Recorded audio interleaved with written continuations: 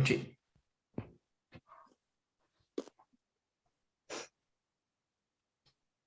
Olá, pessoal. Boa noite, boa Boa tarde ou bom noite. dia. Meu nome é Rodrigo Santos, eu tenho 25 anos, eu sou voluntário do Greenpeace Brasil e estou representando o grupo local de Salvador, Bahia. Eu sou um jovem negro, tenho cabelo crespo, ele está enroladinho, estou com a camisa laranja e estou na área externa da minha casa, por questões, né, das restrições da pandemia. E atrás de mim tem uma parede amarela com alguns desenhos de planta em preto e um quadro branco de anotações ali em cima. Boa noite, gente. Meu nome é Letícia. Eu sou voluntária do Greenpeace Brasil. Eu tenho 22 anos e eu estou representando o grupo local de Recife, em Pernambuco. Eu sou uma mulher bem magrinha, eu uso óculos redondos, eu tenho cabelo bem curtinho. Eu estou usando uma blusa rosa, com o Snoopy abraçando o planeta Terra. E eu estou no meu quarto, agora. Atrás de mim tem uma parede cinza, com o quadro dos Beatles decorando. Massa, Leti. Eu e Letícia, gente, mais de 30 voluntários deste Brasilzão, fazemos parte do Ciclo Zero, do projeto Ciclo Zero, que é o projeto do Escola do Greenpeace Brasil.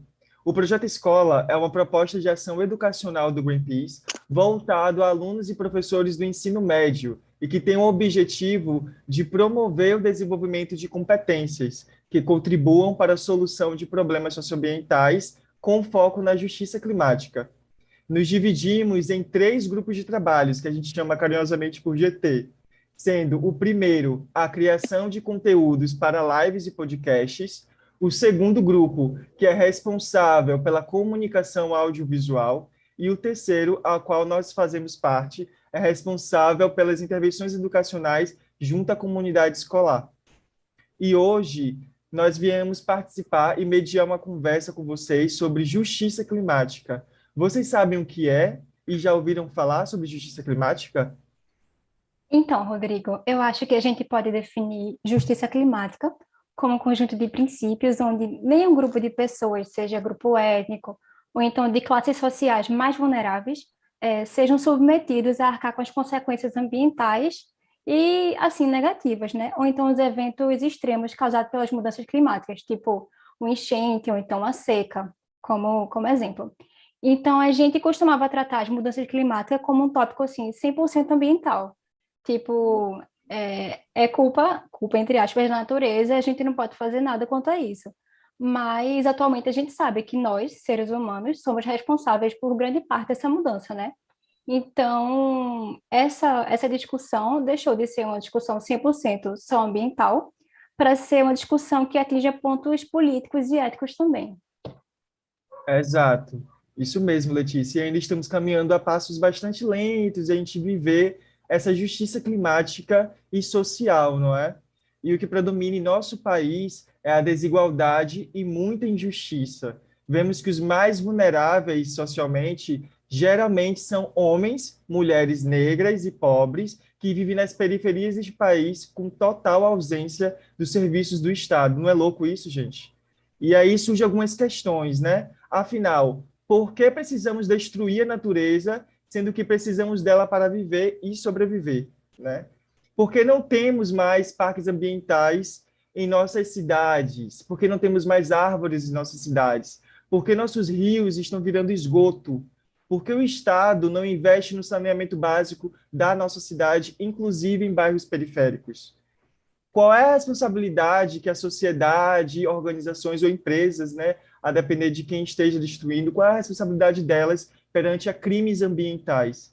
Como é que eu, enquanto cidadão, posso fiscalizar minha cidade, fiscalizar meu bairro, sobre essas ideias e sobre essas denúncias, né, de crimes ambientais?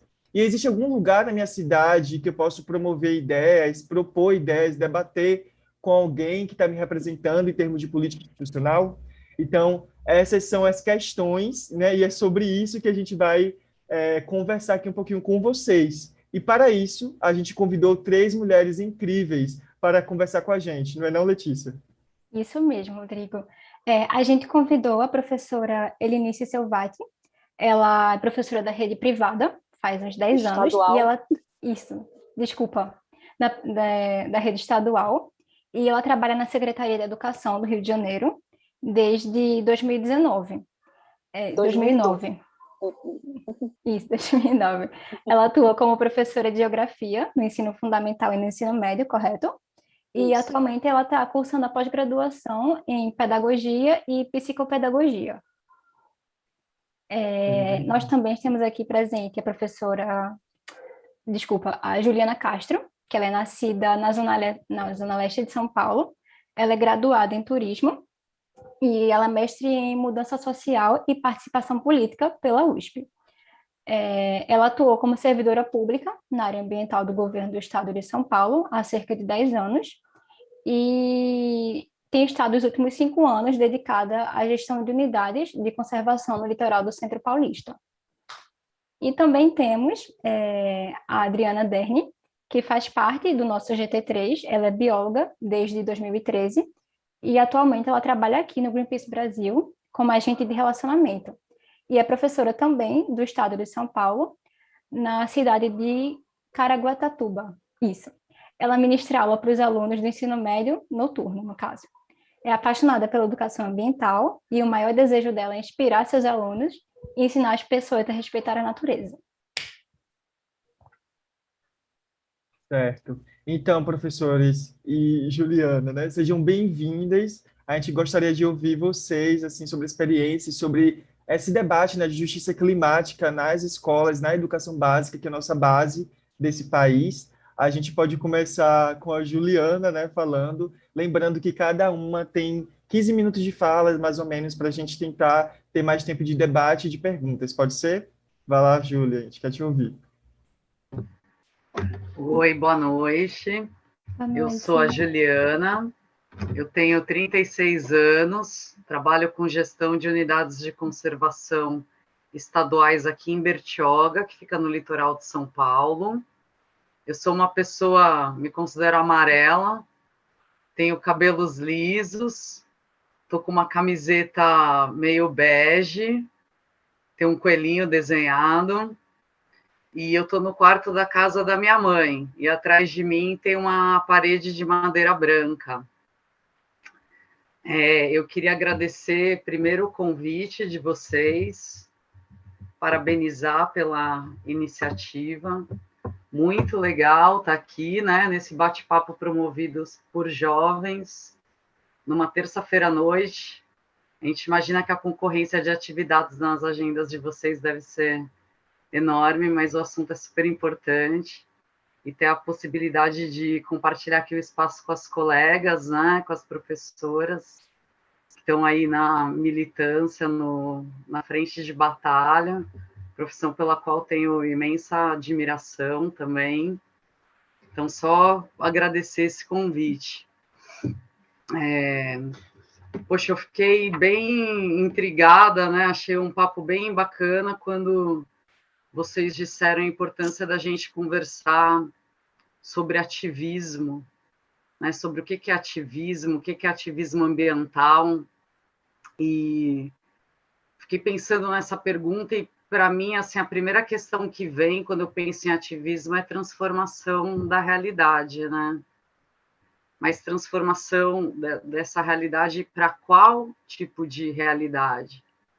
Para uma realidade melhor do ponto de vista da qualidade ambiental e da qualidade de vida, né? De uma sociedade mais justa. E de que tipo de justiça a gente está falando? Vou me aprofundar nisso um pouquinho mais daqui a pouco. Mas antes eu preciso falar em como, né? Em como que a gente transforma a realidade, assim. Do meu ponto de vista e das experiências que eu tenho, acho que o principal canal de transformação da realidade é a partir da participação social nas políticas públicas, e principalmente nas políticas públicas ambientais, assim, que permeiam nossa vida de cabo a rabo, e eu vou tentar trazer isso melhor aqui na minha fala. E quando eu falo de participação, eu estou falando da gente conseguir avançar nessa escada de participação, né? Ter cada vez mais, sair cada vez mais de um cenário de não participação, que infelizmente é o que é mais comum na nossa sociedade brasileira, evoluir, passar por um cenário de concessão mínima de poder, mas chegar em um cenário de total poder cidadão, de controle cidadão, de participação efetiva nas políticas públicas, né? E por que isso? Porque quando a gente vai falar em qualidade de vida, em qualidade ambiental, a gente precisa falar sobre justiça climática, né? Justiça climática, embora pareça, pode ser ainda um termo novo para alguns, é uma realidade que já está nas nossas vidas há muito tempo acontecendo. Tanto do ponto de vista da existência das mudanças climáticas, quanto do ponto de vista que as pessoas, os cidadãos, a sociedade brasileira, a gente não acessa o meio ambiente de maneira igual, né? A gente tem uma série de assimetrias. E quando a gente olha para a Constituição, que é o nosso principal, não o principal, mas é um grande instrumento da democracia e da nossa vida, né, em sociedade aqui no Brasil, a gente tem o artigo 225, que ele é muito claro em dizer que todos temos direito ao meio ambiente equilibrado, bem de uso comum do povo, que é essencial para sadiar a qualidade de vida, impondo-se ao poder público e à coletividade o dever de preservá-lo e defendê-lo para as presentes e para as futuras gerações. Tá? O que isso significa? Significa que é direito de todo mundo ter água adequada para beber, ter ar puro para respirar, ter aquelas condições ambientais mínimas para a gente continuar existindo, né? Abrigo, comida, clima adequado para a manutenção da vida humana, né? Eu estou querendo dizer, então, sem frios extremos, em locais que não é para isso acontecer, sem calores extremos, sem grandes cheias, que são, só citando eventos climáticos que aconteceram no Brasil no último ano, tá? E aconteceram também em outros locais do mundo. E olhando para isso, assim, como é que é no Brasil isso, né? Todo mundo tem água para beber? É igual a todo mundo, para todo cidadão, o acesso ao meio ambiente? Infelizmente não, né? Mas por que a gente tem essa desigualdade? Né? Porque em locais, a exemplo do litoral de São Paulo, ou dos entornos nordestinos lá do Rio São Francisco, a gente tem situações, no primeiro exemplo, condomínios e bairros que têm piscina, enfim, tem um alto consumo de água, vizinhos a comunidades em situações mais vulneráveis que não têm um acesso adequado a uma água potável, né? Porque no caso do exemplo do Nordeste, a gente tem água abundante para agricultura, para produção de fruta, né, de canais de irrigação que vêm do Rio São Francisco, que são vizinhos a comunidades que não têm água em condição adequada para consumo. Por que isso existe? Não é por conta da falta do recurso, é por conta da desigualdade no acesso do recurso, né? E qual que é a responsabilidade do poder público nesse assunto? O poder público, seja ele o federal, ou estadual, ou municipal, ele é um mediador. Ele é quem senta na mesa com os diversos atores que têm interesses e têm conflitos nesse processo de apropriação social do meio ambiente, e é quem deve garantir o direito constitucional do meio ambiente equilibrado para todos os cidadãos. E o que isso significa?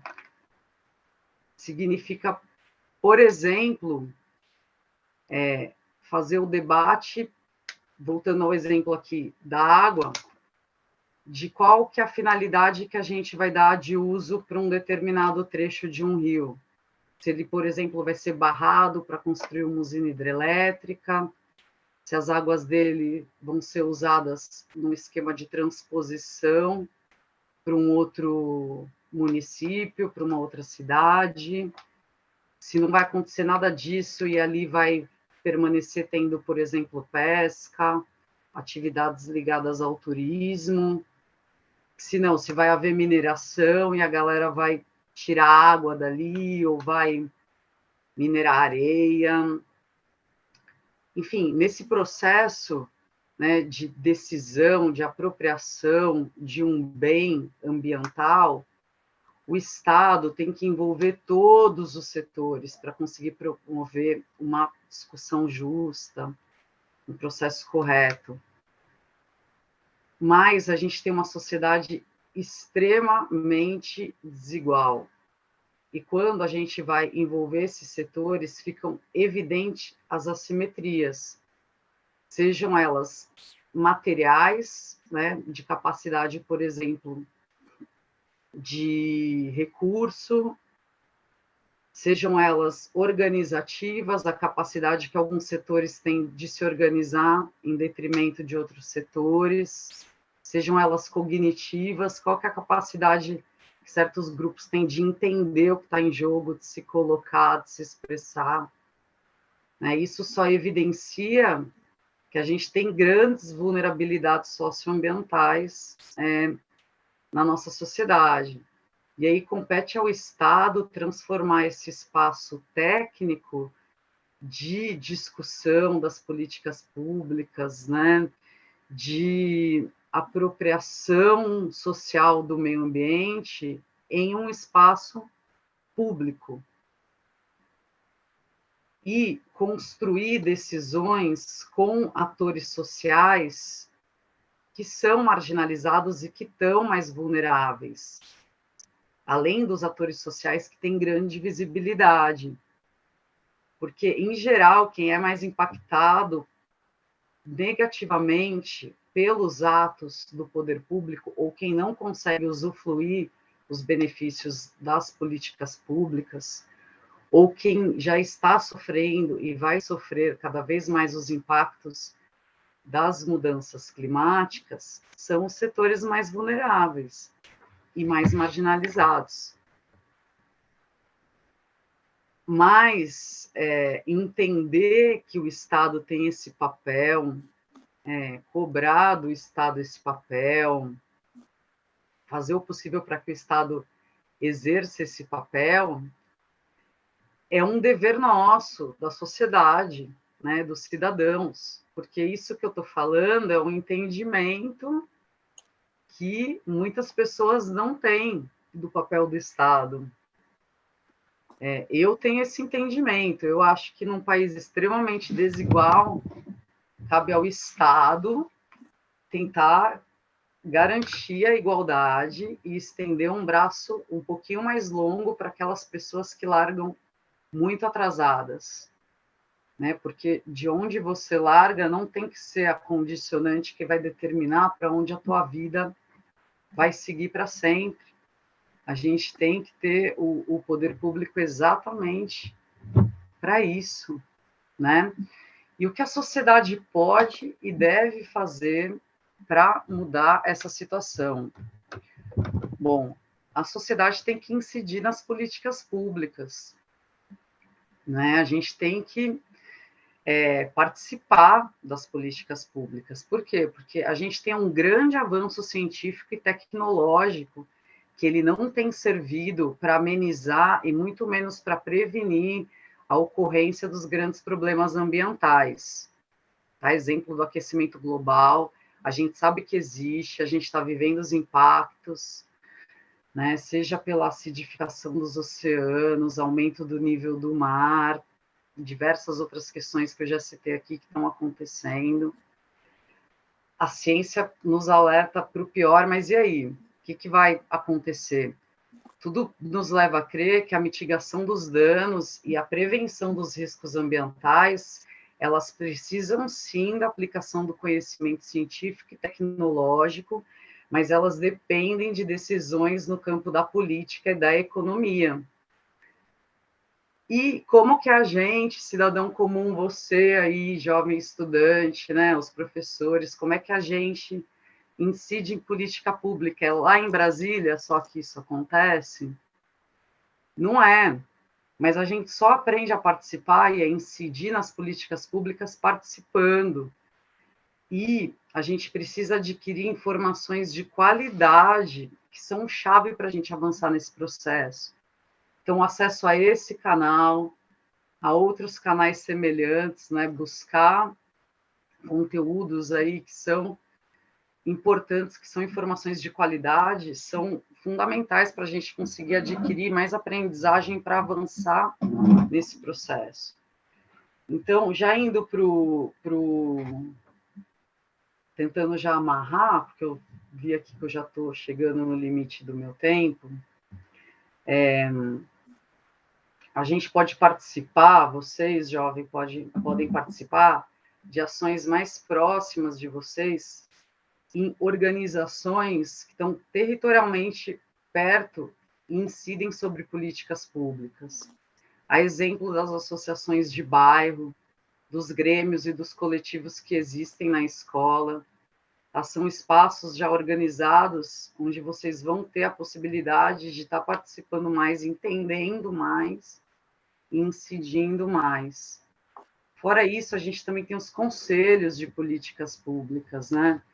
Então, por exemplo, eu sou da área ambiental, tenho que citar o Conselho Municipal de Meio Ambiente, ou o Conselho Gestor de uma unidade de conservação que está aí no seu território. A gente aqui nas APAS Marinhas de São Paulo, por exemplo, tem grandes espaços de discussão de diversos temas. A gente amadurece questões aqui que são levadas para o governo federal, para alterar outras políticas públicas. Então, são espaços muito importantes. Eu vou já indo para o encerramento, querendo deixar uma mensagem assim que o jovem ele tem poder nessa mudança que a gente quer, que eu quero, que eu acredito que vocês também queiram. A gente quer um Brasil melhor. A educação é o caminho para a gente enxergar como que a gente vai transformar esse país, né, com proatividade, com empenho de todos, bebendo em boas fontes, buscando boas referências, não se conformando em seguir nossa vida inteira nos lugares onde a gente larga.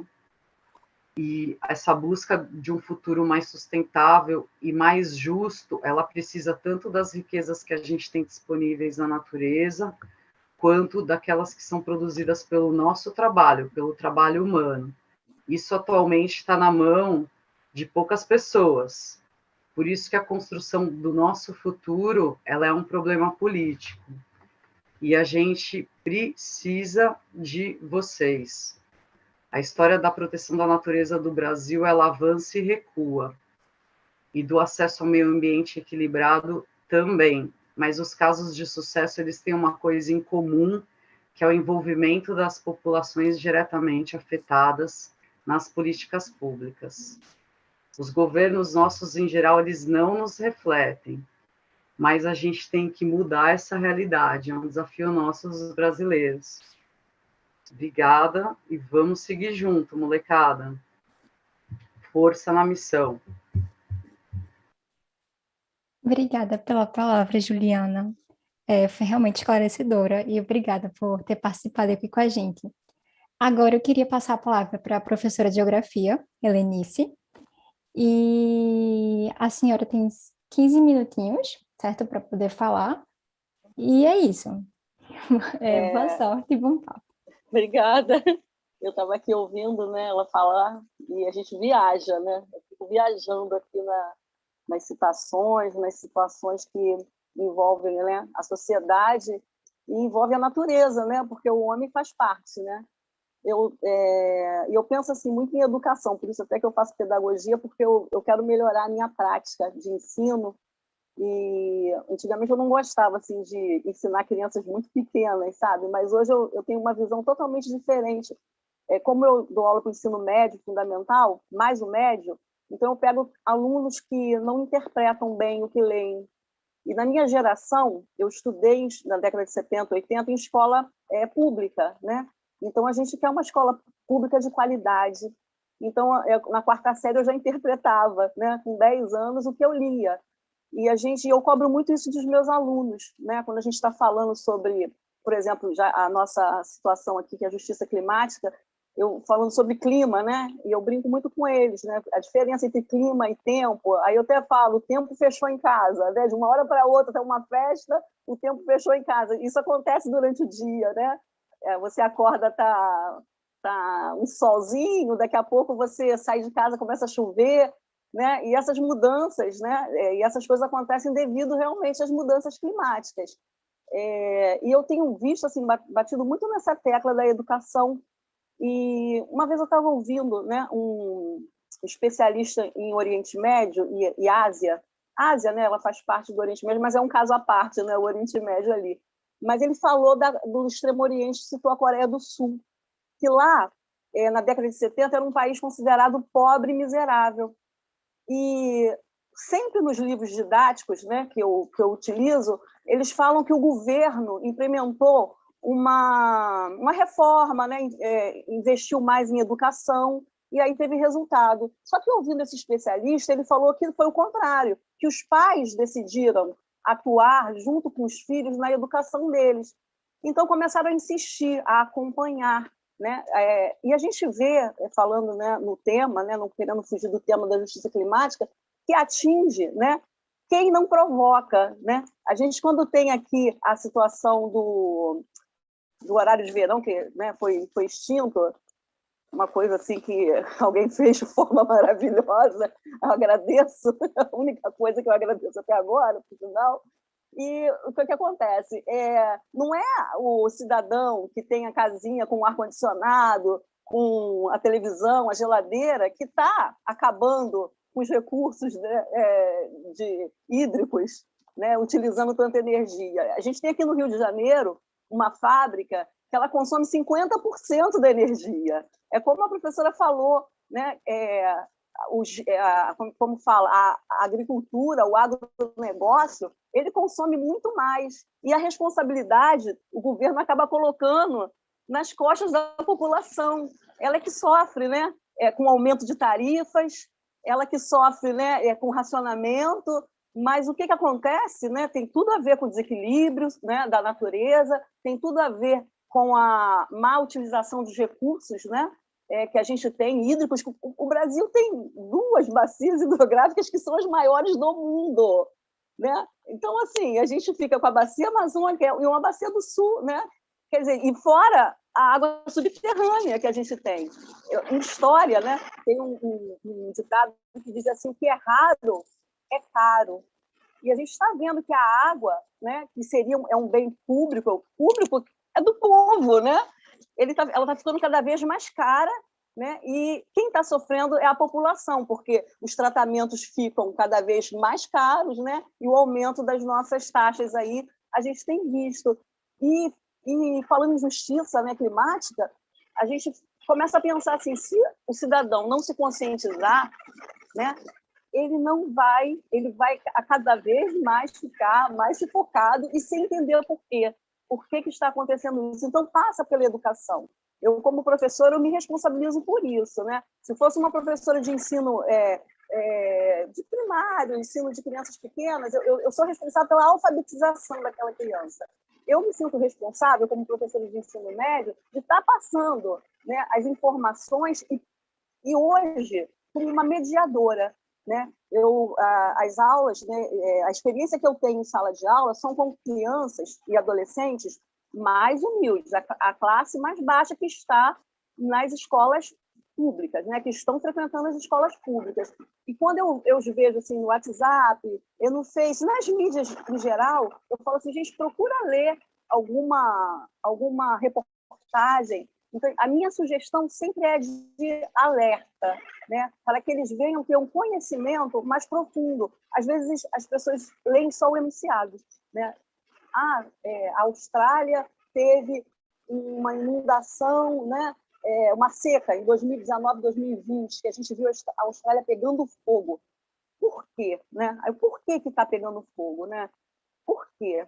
Porque está aumentando a temperatura, 1,1 graus. Isso já causa no mar um desequilíbrio que pode matar 50% ou mais por cento das espécies. Isso vai nos atingir, né? Aí é uma preocupação que eu tenho durante as minhas aulas de estar alertando os meus alunos, né? Para a gente determinar um clima de uma região, a gente leva, os cientistas, né, levam cerca de, no mínimo, 30 anos. Né? O clima é estudado, esse clima aqui é tropical, esse clima aqui é semiárido, 30 anos para se determinar um clima. E a gente está vendo mudanças no Brasil mesmo, né? Mudanças climáticas, a Amazônia em chamas, a Amazônia com seca. A Amazônia é responsável por levar umidade para a região centro-oeste do Brasil, que está sendo totalmente devastada, né, por causa da agricultura. A Amazônia é responsável por levar umidade para o sul e sudeste do Brasil. Lá tem uma formação de tanta umidade que tem lá, né, que ela tem uma formação chamada rios voadores. Olha que coisa linda. Em determinada época do ano, esses rios percorrem o centro-oeste do Brasil, que geralmente é um lugar seco, e percorrem a nossa região, né? A região sudeste, São Paulo e Rio de Janeiro são atingidos por chuvas, né? E isso é muito bom para plantas, né? Para a umidade do ar, para a nossa saúde, né? Então, assim, o clima tem a ver com saúde, né? Porque se ele começar a modificar, vai ter o quê? Desaparecimento de espécies, fome, porque vai ter lugar que vai ter seca, né? E a gente está vendo aí, como a Amazônia, citando, né? Porque ela é um bem nosso, ela está sendo devastada para a agricultura, para a criação de gado, né? E isso aumenta um fator, né, conhecido aí em geografia, em biologia, que se chama albedo, que é a reflexão da luz solar na atmosfera. Se ela não volta para o espaço, ela fica retida aqui. Então, daí o calor, né? Um calor insuportável. Aqui no Rio de Janeiro, a gente teve uma situação em 2017 que ficou um anticiclone rodando ali na Zona Sul, no Oceano Atlântico, né? E ele não permitia que a umidade do ar entrasse na nossa cidade. Entendeu? Então, assim, foi um sufoco, pessoas idosas passando mal, crianças adoentadas. Então, assim, nós temos uma preocupação, eu como professora, e eu acho que cada professor deveria também ter essa consciência, né, de levar o aluno à reflexão, porque quando você reflete, você vai ouvir de um deputado, você vai ouvir de um vereador e você vai começar a questionar. Ele não fala sobre o clima, ele não se preocupa, né, com a fome que está se passando, porque tudo tem origem na agricultura, né?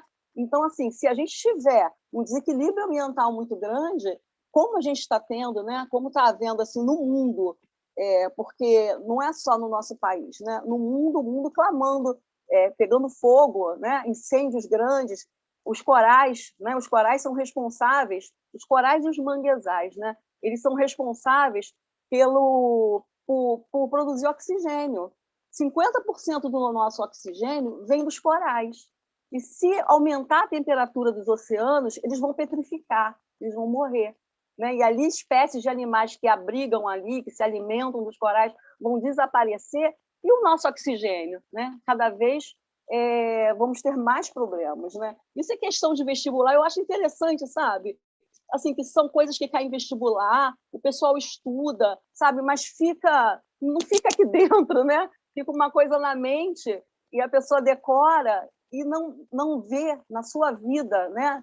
No seu dia a dia, né? Eu lembro que da frase, né, tão antiga, né? Agir local e pensar global, né? Então, assim, a nossa cidade, o Rio de Janeiro tem uma baía, né, maravilhosa, que todo o esgoto do Rio de Janeiro ele para na Baía de Guanabara, sabe? Aí o que eles pensam em fazer? A Baía é um formato de lua, né? É um formato de lua. Porque ali não tem ondas, ela é uma reentrância, né, do mar. Então, eles pensam em abrir a Baía de Guanabara para aquela poluição entrar no mar e a água ser renovada.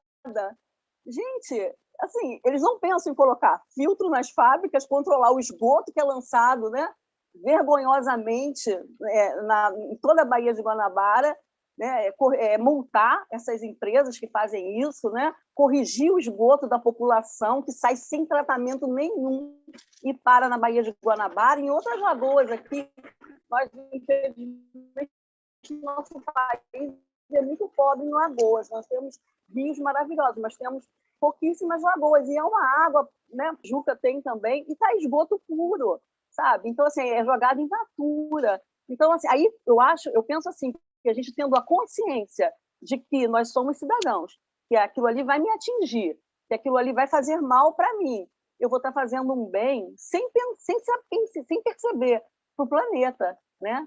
Então, assim, aí eu vou cobrar do meu vereador, né? Porque geralmente as pessoas votam porque é amigo, né? Porque falou que vai mudar a vida, ele vai mudar a segurança, sabe? Mas são coisas assim que segurança não é um fator municipal, é um fator estadual. Então, assim, eu tento explicar sobre os 3 poderes para os meus alunos, para eles interpretarem, né, que a quem eles devem direcionar, né, a sua petição, a sua reclamação. Eu acho assim, pensando nisso, né, a educação ela é essencial. E eu creio também que não só motivar os alunos, mas motivar os professores, né, trabalhar os professores, porque se ele não tem em casa, né, esse ensinamento, esse conhecimento, na escola, sabe, ele vai ter e ele vai compartilhar esse conhecimento com os amigos, com os colegas, né? Ele vai começar a fazer pequenas mudanças, né? E realmente a população chegou aqui no Rio de Janeiro num desespero assim grande de calor, numa época de sensação de 50 graus, sabe? Então, assim, quem é atingido, né, por esse consumismo, né, que tomou conta do planeta, né, a população mais humilde, a população mais pobre, mais carente, né, os idosos que não têm, às vezes, uma boa saúde, né, um bom acompanhamento de saúde, as crianças também. Então, assim, eu creio que justiça climática, né, tem muito a ver realmente com o social e temos que ter essa reflexão contínua, né? Trazer para o dia a dia do aluno, para o dia a dia da população. Eu sei que quando a gente aprende algo na escola, a gente traz para casa, né? A gente traz para as nossas relações. Então, assim, é imprescindível, né, que realmente isso venha acontecer, não somente como questões de vestibular, né, para passar para o curso que quer, mas para praticar, né, para ter esse olhar atento sobre a indústria, sobre o agro, né? O agro é tech, o agro é pop, e o agro está matando, né, várias espécies de animais, interferindo no clima, sabe? Então, assim, a gente tem que realmente ter essa atenção redobrada sobre os nossos alunos, sobre os nossos educadores e educandos, né? É isso aí que fica a minha mensagem. Obrigado pela participação, por ter me convidado, tá? Obrigado pela Felícia ter me chamado, que ela é uma excelente aluna e motiva os outros colegas também a estudarem. Obrigada. Obrigada, professora. A gente que agradece a sua presença. E um comentário que eu gostaria de fazer assim por cima, que a senhora falou bem no finalzinho, é a campanha do Agretec, Agro é Pop, Agro é Tudo, e numa situação de pandemia, mas que era um problema que já existia, porém foi agravado pela pandemia, é a questão da insegurança alimentar. Então, a gente vê tantas pessoas fazendo propaganda, colocando o agronegócio lá em cima, e outras pessoas passando fome e pouco se fala disso, né? Exatamente. E para você ver, né, o agronegócio, né, que a gente está vendo assim, no Brasil voltado para o mercado externo. Né? Nós somos campeões em soja. Assim, quantas vezes você ou eu, ou os colegas aí, ou os alunos que estão assistindo, comem ou tomam algo derivado de soja no dia? Né? Então, assim, não é nem para alimentar a nossa população, sabe? Então, assim, os pequenos agricultores, eles são consumidos, né, por esse agro, né? não tem um olhar para o pequeno agricultor, para o agricultor que planta o arroz, o feijão que a gente come, né? Geralmente ele é endividado, ele não tem perdão de dívidas, sabe? Ele compra lá, né, algo tecnológico e penhora lá o sítio, né, o minifúndio dele. Então, assim, a gente realmente é uma coisa que é escabrosa, né? Assim, a gente pensar nisso, a gente fica revoltado. Quando eu ouço isso, eu fico muito triste, porque, né, nós somos campeões mundiais, a gente é o celeiro ainda do mundo, né? Não se iludam pensando que o Brasil é um país industrializado, que o país, nossas indústrias não são nacionais, as nossas indústrias não são incentivadas, né? Nossas indústrias são globalizadas, né?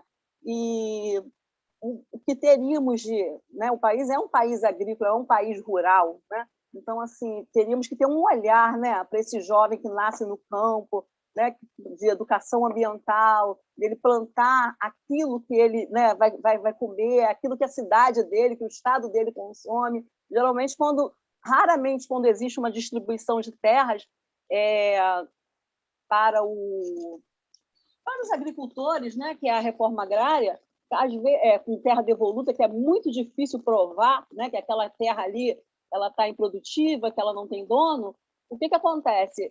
Uma pessoa do sul vai ganhar na Amazônia um terreno, né? Vai ganhar no norte, quer dizer, clima diferente do que ele vive, né? Alimentação diferente do que ele vivia. Quer dizer, é uma maldade isso, sabe? Não tem um acompanhamento, né, daquela família, e eles acabam fazendo o quê? Vendendo. Eles não conseguem produzir, acabam vendendo e o agro crescendo, né?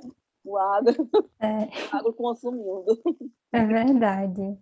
Obrigada, professora, novamente por ter participado e por continuar sua participação aqui. Eu só queria fazer um aviso para quem está assistindo a gente, que vocês podem mandar comentário, vocês podem mandar perguntas, caso haja alguma dúvida em relação ao que a gente falou aqui. E a gente vai reservar um tempinho no fim da live para poder responder algumas perguntas de tópicos que não foram abordados aqui, ou assim, perguntas que não foram respondidas ainda. E agora eu vou passar a palavra para a Adriana. Boa noite, Adriana, bem-vinda. Olá, boa noite. Eu me chamo Adriana. Sou bióloga, sou professora também, sou educadora ambiental. Estou de blusa rosa com capuz, uma jaqueta jeans por cima. Meu cabelo é bem comprido, eu sou uma mulher alta, de 1,75 de altura. Atrás de mim tem uma parede branca, porque eu estou no meu quarto, um lugar mais reservado, né? E é um prazer estar com vocês aqui hoje, né? Eu faço parte do grupo de trabalho do Projeto Escola como voluntária. Eu também trabalho na organização Greenpeace Brasil como agente de relacionamento. Então, o agente de relacionamento é na parte aí de captação de projetos. Então, diariamente, né, eu enfrento com a realidade aí da organização. Falando um pouquinho do gancho da Ju, né, de ativismo, né, o que assim, eu tenho ministrado aulas para o período noturno ensino médio e eu tenho levado conteúdo do Greenpeace, né, para os meus alunos, para eles saberem, né, se sabem o que é uma organização, né, se conhece o Greenpeace, né, 30 anos de história, né, ano que vem aqui no Brasil, 50 no mundo, e infelizmente muitos não conhecem, né, alguns já ouviram falar, mas muitos não conhecem. E sobre ativismo também, alguns já ouviram falar o que é, mas também não sabem, né, o que se representa. Para mim, ativismo representa a gente fazer alguma coisa, né, a gente esperançar aí, né, não esperar, né, esperança de esperar, esperançar de agir, né, então, através da minha atitude, eu não concordo com determinada coisa, então eu vou, né, procurar mudar essa realidade, né, a partir de mim, eu, né, vou conseguindo movimentar a minha energia e conseguindo tocar o coraçãozinho de outras pessoas, ou o universo, né, se engaja da gente se conectar, assim como tem esse grupo reunido aqui hoje. Com relação à justiça climática, né, é um tema, assim, extremamente importante de ser discutido, e hoje não, particularmente dentro da minha escola, que é uma escola do Estado, tá? É uma escola de uma área periférica da minha cidade, de Caraguatatuba, então os alunos são super simples, ninguém conhece justiça climática, Eu fiz uma super enquete com professores, com alunos, e assim, já ouviu falar de justiça climática? Justiça climática? Não. O que você acha que é? Ah, não sei. E aquecimento global? Ah, é porque as calotas polares estão derretendo. Ah, e o que mais? Eu tenho questionado isso para os meus alunos. E eles, assim, eles não sabem. Por quê?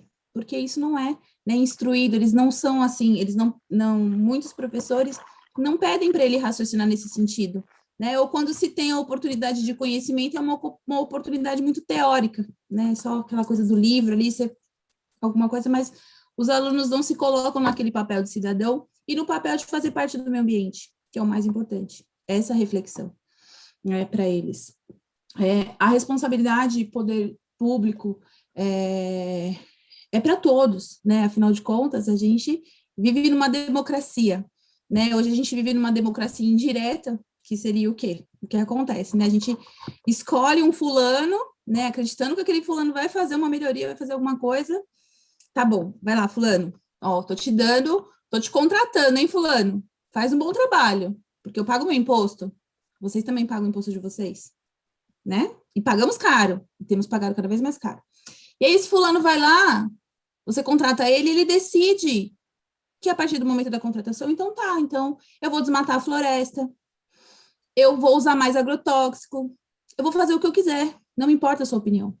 É isso que está acontecendo, né? Só que, assim, na minha percepção, que nem o agro, né, o agronegócio, o agro é pop, o agro é fome, o agro é fome, o agro não é pop, o agro é fome. E é o que ele está causando no Brasil. Né? Nós somos aí um dos maiores exportadores de alimento do planeta. E como assim? Eu trabalho numa campanha que eu ligo diariamente para mais de 100 pessoas para pedir R$1,30 por dia, que dá, né, R$1, na campanha pelo site é R$1,30 por dia, R$39 por mês para a pessoa me ajudar a salvar o meio ambiente. E hoje a gente está fazendo uma campanha com relação ao movimento agroecológico. E eu recebo muitos nãos. Muitos. São poucos sims. E é uma realidade que a gente enfrenta, né? O poder público é função deles agir, mas eles não agem sem a pressão da população. Aqui na minha cidade, eu sou ativista e sou engajada em várias organizações, e a gente sempre está se mobilizando, né, se juntando, quem sabe, de um de outro, vamos mexer os pauzinhos no Ministério Público, vamos ver o que a gente pode fazer para que, né, essa pessoa que a gente, né, no caso, quem elegeu, né, não tenha determinadas decisões. Então, vamos, né, se unir, e o jovem tem o poder disso. E eles têm muito poder, e eles não imaginam o poder de voz que eles têm. E nós também, professores, eu acredito nos jovens, mas muitos professores não acreditam, né, e eles têm muito potencial, gente, muito potencial. É assim como a gente vê hoje os ativistas do mundo, né, a Greta, entre outras, né, se meia dúzia de jovem bater panela aqui na frente da Petrobras, aqui na minha cidade, que tem, né, o posto de gás, eu tenho certeza que a mídia vai vir e vai explorar isso neles, porque não é comum, infelizmente, não é comum ainda. Então, qual que é o papel dos cidadãos, né, seja jovem, seja eu como educadora, seja de qualquer pessoa aí da sociedade? É não ficar na arquibancada, assistindo tudo isso acontecer, né? A gente não pode ficar, é o governo, quando o governo mudar, não adianta o governo mudar, né? Quem tem que mudar é as nossas percepções e a gente começar a ter atitudes nesse sentido, né? Manifestos, abaixo-assinados, vai se engajando com a associação no bairro, com a associação da cidade. Hoje, né? Quanto maiores as cidades, menores se tem esse tipo de engajamento, né? Então, as pessoas deixam aí nas costas dos políticos. E eles fazem o quê? O que eles bem querem, né? E como eles querem, né? Enquanto a sociedade não cobra, não está ali para falar, eu estou aqui, pode ser 10 pessoas da sociedade civil, né? Quanto o que aconteceu aqui na minha cidade. Teve um projeto de alteração de um plano diretor, onde eles estão pretendendo construir um super condomínio de luxo em uma área que é amortecimento da cidade, é uma área de Cachetal, é uma área de Manguezal, é uma área de Restinga, são vários fatores que comprovam que é uma área que deve ser preservada. E ainda assim eles queriam passar a boiada. Se não fosse a atenção aí, a minha cidade tem 150 mil habitantes, se não fosse a atenção aí de 10, 15 pessoas, fazer um movimento, a boiada teria passado. Mas a boiada não passou. Porque a gente foi lá, se uniu, se organizou, protocolou e eles entenderam. Opa, peraí. Não é porque é federal, municipal, estadual, que eles podem fazer o que eles querem. Não é assim. Né? Então, a gente tem que mudar essa percepção também de deixar essa responsabilidade nas costas dos políticos. Porque a gente tem muita responsabilidade sobre tudo. Inclusive sobre o preço dos alimentos que a gente está pagando. Né? O desmatamento. O que tem a ver o desmatamento com tudo isso que está acontecendo no planeta? Tudo. Por que a sua conta de luz está mais cara, meu amigo? Porque estão desmatando a floresta. Não é só a Amazônia, todos os biomas estão sendo devastados. Todos. Né? Não só do Brasil, como mundialmente. Os oceanos estão sendo contaminados diariamente por toneladas de resíduos tóxicos e lixo, principalmente o plástico. Tanto que se tem estudos aí que apontam, né, que até 2040 vai existir muito mais resíduos nos oceanos do que peixes. Que ele me falou com relação aos corais. São produtores aí, ajudam na produção do nosso oxigênio. O pulmão do mundo são os oceanos. Se eles estiverem doentes, poluídos, consequentemente, a biodiversidade também não vai sobreviver. Isso vai impactar diretamente na nossa vida. A gente só não paga hoje, ainda, algumas pessoas, por um recurso, que é o oxigênio. Porque pela água e pela comida, a gente já paga. E os dois, né, os três são provenientes da natureza. A gente não deveria pagar por nenhum, tecnicamente, né? E a gente paga. Então, assim, ao mesmo tempo que é entristecedor, né, também, né, me dá esse gás, assim, de continuar lutando, né? Porque eu acredito nos jovens e eu acredito no poder da educação, né? Que a educação realmente pode mudar as pessoas e, a partir daí, as pessoas podem mudar o mundo. A partir desse ponto de vista, né, de você aprender, ó, essa caneta, para chegar aqui, essa caneta custa R$1. R$1. Mas para chegar aqui, essa caneta demandou do quê? Do plástico e outros diversos recursos naturais que vieram da natureza. O pior deles é o petróleo, que é extraído, né, das profundezas da terra. Então, se você parar para analisar qual é o impacto ambiental que essa caneta de R$1 traz, desde a sua produção, desde a extração do recurso, a utilização dela por um período aí de alguns meses, dependendo da sua escrita, e o lixo. E essa caneta vai demorar mais de 100 anos para se decompor no meio ambiente. Se você não mandar ela para reciclagem, porque a reciclagem também, gente, não é a salvação do planeta, né? Então, assim, é uma realidade entristecedora, porque ao mesmo tempo que eu quero esperançar, dá medo, né? Porque a gente está tentando lutar, mostrar para as pessoas que a natureza somos nós. Nós fazemos parte da Terra. A Terra existe há bilhões de anos, né? Nós né, passamos aí pela Terra no máximo aí por 100 anos. Né? Então, a gente está aqui por uma passagem. Caixão não tem gaveta. Se eu der R$200 para alguém que está morrendo de fome, não tem onde comprar comida, eu tenho uma nota de R$200, se eu der para ela, fala, come aí que ela vai matar a sua fome? Vai matar a fome? Não vai matar a fome a nota de R$200. O que mata é a comida. Né? E hoje a gente está sendo envenenado. Tem essa também. Né? Porque o agro, que não é pop, é fome, está matando a gente também aos poucos. Está poluindo as nossas águas, está poluindo os nossos rios, os nossos peixes, está poluindo tudo, o nosso ar, né? Porque, de certa forma, o agrotóxico, ele também tem as suas químicas que evaporam para a atmosfera. E a gente está no meio desse caldeirão de problema até a gente, né, aprender a enxergar. Há 50, 70, 100 anos atrás, não se existia o uso de agrotóxico. A comida era comida. Não tinha essa coisa da comida ser rotulada. Então, hoje é assim, a comida com veneno vai para o pobre e a comida sem veneno vai para o rico? Por quê? Será que é porque o dono que produz o veneno é o mesmo que tem a empresa que produz o remédio? Então, isso tem que ser puxado lá de trás, isso dentro dos jovens, dentro da escola, da Revolução Industrial. Foi um plano arquitetado, arquitetado, para a gente consumir, consumir, consumir. Mas a vida não é só consumir, consumir, consumir. Né? Não adianta eu ter o sonho de ter o melhor celular do momento. Quando eu tiver aquele celular na mão, aquele sonho vai passar. E aí? E o impacto ambiental que que aquilo trouxe para o planeta? Então, são vários, vários fatores, assim, que eu procuro fazer com que os meus alunos passem a refletir um pouquinho. Porque, a Terra vai continuar. A Terra não vai morrer. Ela não vai morrer. Agora, não. Ela vai demorar muitos e muitos milhões de anos ainda para morrer. Mas é uma pena que a gente não entenda isso. Porque quem vai sofrer somos nós, todos nós. O rico, o pobre, o miserável, não importa, vai sofrer todo mundo. Só que hoje a maior parte da população mundial é pobre. Eu sou pobre, não sou miserável. Mas eu sou pobre.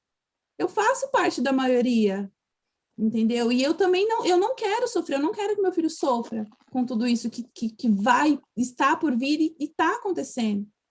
Né? Eu quero um futuro melhor para ele, para as outras crianças, para as futuras gerações.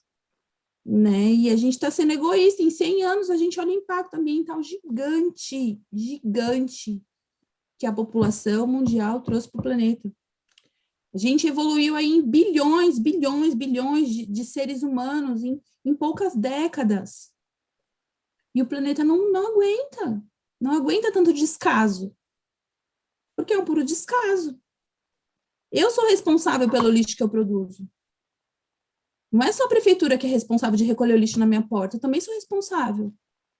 Eu sou responsável por separar o meu lixo. Né? São várias coisas que a gente também joga responsabilidade nas costas de quem não tem que resolver todo esse problema. Né? Tem que partir da gente. Então, é esse o papel do cidadão. Né? A gente também está ativo nessa realidade. Não cruzar os braços ou ficar do sofá lá de plateia só reclamando. Só falando, nossa, não tá bom. Ai, nossa, não tá bom. Ai, na minha época. Que época que foi bom, gente? Né? Que época? Não tem época boa. A época boa é agora. É a gente agir agora. Ontem já foi, já passou. Amanhã não chegou. Então é agora. Então o momento de agir, fazer alguma coisa é agora. Tá? Como denunciar as injustiças climáticas e ambientais? É isso. Manifestos, panelaço, ativismo. Né? Aqui na minha cidade eu quero engajar meus jovens, né, meus alunos, para a gente, né, fazer limpeza de praia, fazer movimentos mesmo, e bater panela lá na porta da prefeitura, para o prefeito entender que os meus jovens, eles querem saber o que está acontecendo e que eles não estão de acordo, porque eles não sabem o que está acontecendo. Né?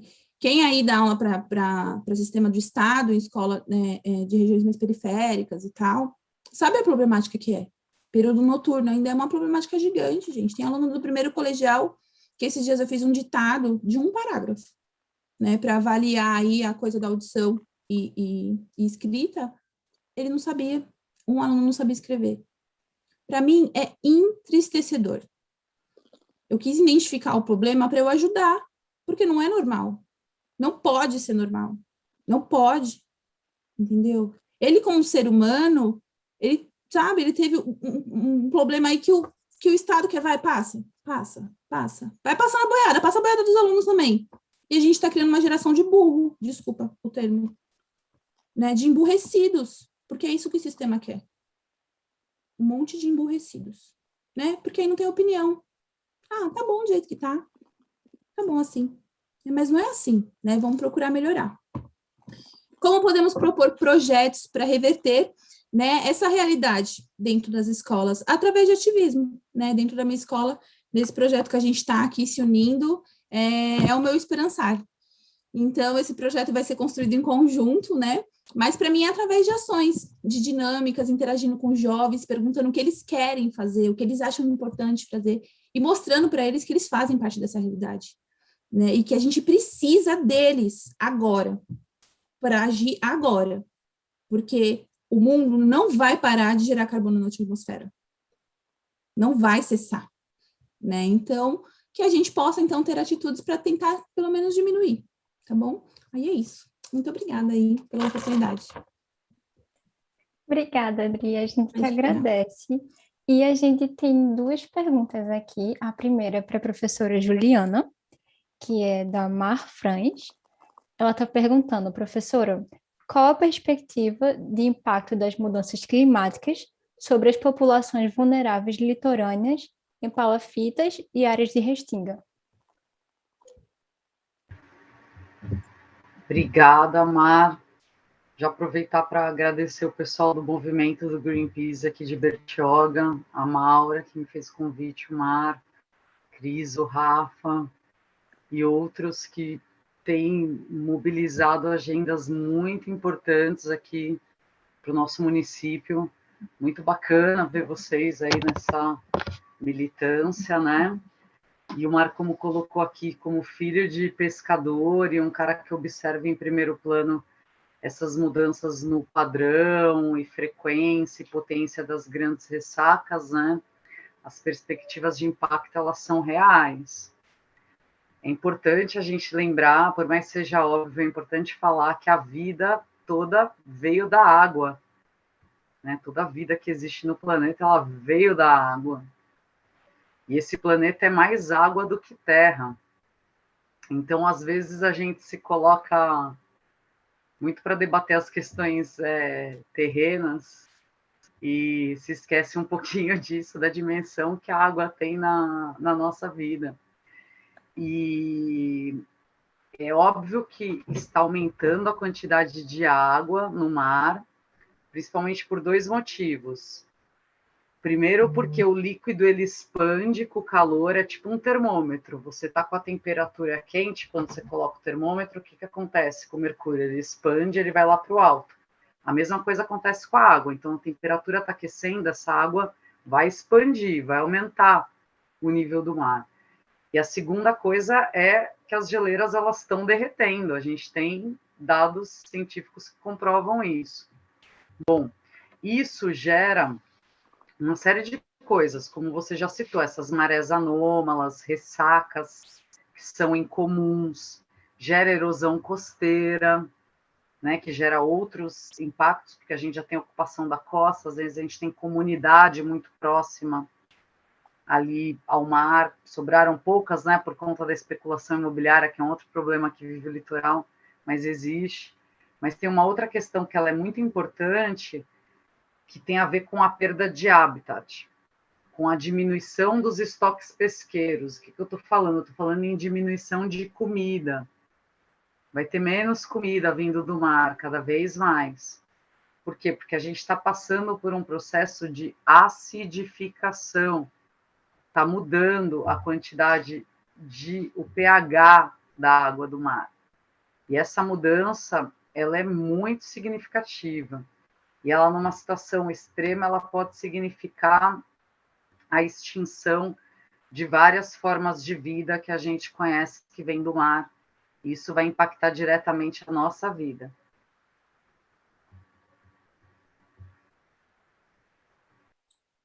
Ju, é entristecedor, né, essa situação que está acontecendo com as regiões costeiras, porque, principalmente com as áreas de manguezal, a Restinga também sofre muito, né, por conta da expansão imobiliária. Aqui na minha cidade, a gente tem sofrido, a gente até criou uma rede de manguezais para tentar atuar aí, né, na preservação desses fragmentos.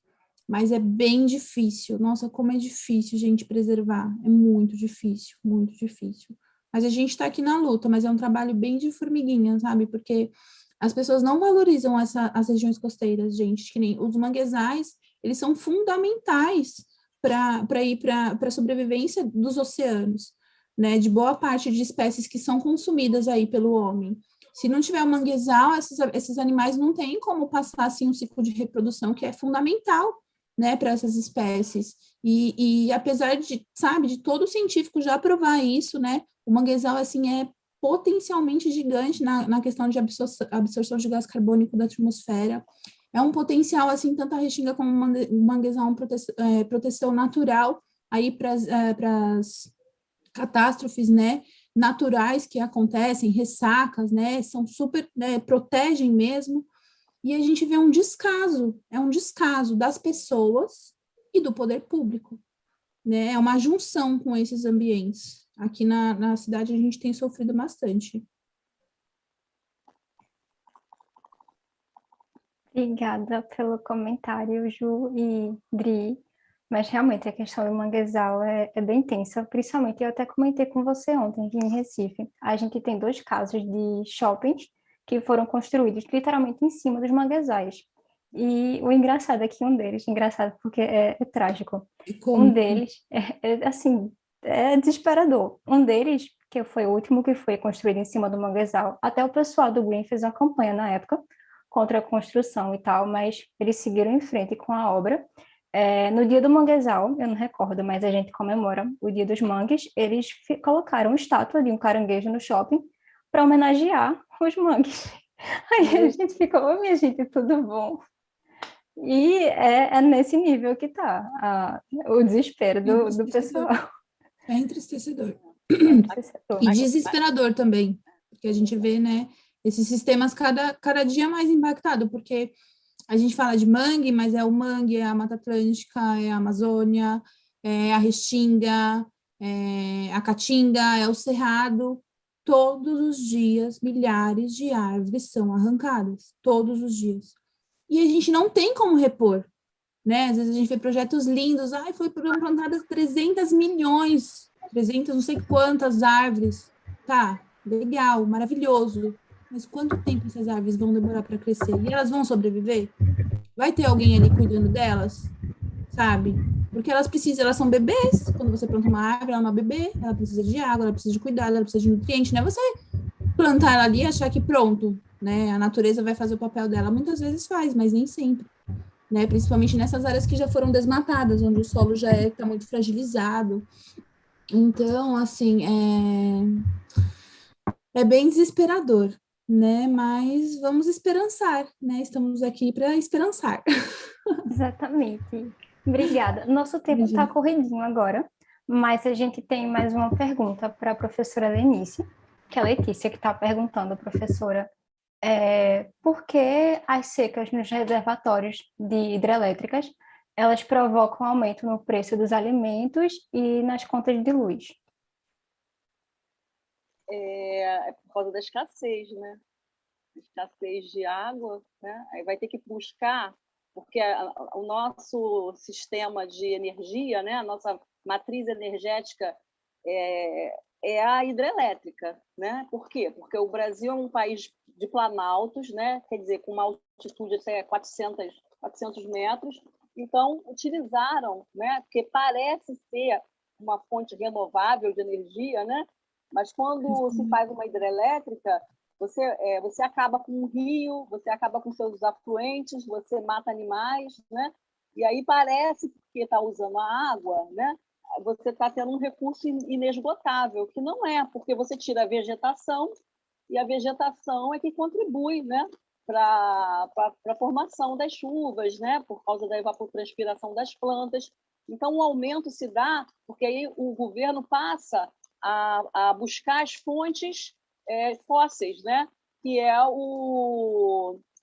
fonte de carvão mineral, né? Que são florestas que se queimaram há milhões e milhões de anos, né? Na época do Carbonífero, e viraram pedras, né? Existe aquele carvão vegetal que a gente usa aí para o churrasco e o carvão mineral, que é um carvão que é um fóssil, altamente poluente. Então, quando essas usinas termoelétricas são ligadas, elas passam a assumir, né, o controle da energia para o país. Só que elas são caras, né? É uma energia cara e por isso que tem o aumento das nossas taxas aí de energia, infelizmente, né? Isso, né, porque é um ciclo, né? O clima tá? A falta de vegetação interfere, né, na vegetação, né, desculpa, a falta de vegetação cria seca, né, e a umidade desaparece, né, as plantas desaparecem e o rio não é abastecido. Então, é por isso que tem um aumento aí das taxas. Vou falar uma coisa, assim, história, que eu também amo história. Na época do Dom Pedro II, o centro do Rio de Janeiro, eu estou aqui no Rio de Janeiro, até esqueci de falar, né? Eu sou morena clara, tenho cabelo castanho, escuro, cacheados nas pontas, igual de criança. E sou professora da rede pública estadual do Rio de Janeiro, aqui com muito orgulho. Então, assim, na época do Dom Pedro II, faltou água no centro do Rio, né? Não era a Zona Sul que era habitada, a Zona Norte, o centro do Rio era onde a urbanização no Rio de Janeiro começou. E faltou a água. Então, o Dom Pedro II mandou buscar geógrafos lá nos Estados Unidos para entender por que faltou água. Qual foi o motivo? A nossa Floresta da Tijuca, ela foi utilizada para a plantação de café. Foi retirado toda a vegetação natural. A Floresta da Tijuca, quem já viajou, quem sabe disso aqui, ela é uma vegetação replantada, né? Então, o que ele fez? Eles buscaram entender. Então, na época, os geógrafos chegaram à conclusão que o rio Maracanã, que fica perto do estádio Maracanã, ali na Tijuca, ele secou. E a água vinha lá da Floresta da Tijuca. Então, ele fez o quê? Ele tirou as plantações de café, porque o café ele se dá em áreas, né, montanhosas, né, porque ele não pode ficar encharcado, porque apodrece. Ele retirou a plantação de café e replantou toda a floresta, tirou lá de Nova Iguaçu plantas originais e voltou a ter água na cidade do Rio de Janeiro. Então, é isso, né? Tem tudo a ver, o meio ambiente, o ser humano, a nossa existência, né? É tudo interligado mesmo. Então, concluindo aqui, né? A escassez de água, né, ligam às termoelétricas, que são altamente poluentes e acabam encarecendo as tarifas. Espero ter esclarecido. Sim, com toda certeza. Muito obrigada, Lenice, muito obrigado, Juliana, muito obrigada, Adriana, por todos os conhecimentos compartilhados, por toda essa troca, né, da experiência de vocês enquanto professores, enquanto gestora, né, fiscalizadora ambiental. Eu já fiz minhas anotações aqui, eu aprendi muito com essa conversa. Eu acredito que aqui seja um ponto de partida, né, um ponto de entrada, na verdade, para a gente divulgar nosso grupo de trabalho, que é o Insurgentes. A gente vai começar agora o trabalho com as escolas, começando com ações educacionais, atividades de intervenção com as escolas, justamente para a gente mover um pouco essa juventude do Brasil, né, que estão em escolas públicas, para que a gente possa mudar e transformar essa realidade. Não adianta somente a gente conhecer, a gente precisa conhecer para transformar, né? E é esse o nosso objetivo. E aí eu vou deixar, o pessoal do Greenpeace vai deixar no chat, né, as mídias oficiais do Greenpeace Brasil, então podem entrar em contato, podem seguir o nosso canal, né, no Instagram. Também tem aí o site, que é do Projeto Escola, né, do site do Greenpeace Brasil. Então, as escolas, professores que estiverem assistindo este aulão, ou os estudantes que queiram trabalhar com essas questões na sua turma, pode mandar uma solicitação, tem uma área específica para o Projeto Escola, vocês preenchem o formulário, a gente vai receber essa devolutiva de vocês, e a gente pode trabalhar, né, com o nosso GT3 na sua escola, né? E é isso, pessoal, a gente finaliza por aqui. Gostaríamos muito de agradecer a todos que participaram aí no chat, aos estudantes, professores, colegas e todos, né? E todes e todas. Vamos ficar por aqui por causa do horário, mas é isso, pessoal. Vamos continuar na luta, no ativismo e fazendo a transformação neste Brasil que precisamos, né? Obrigado.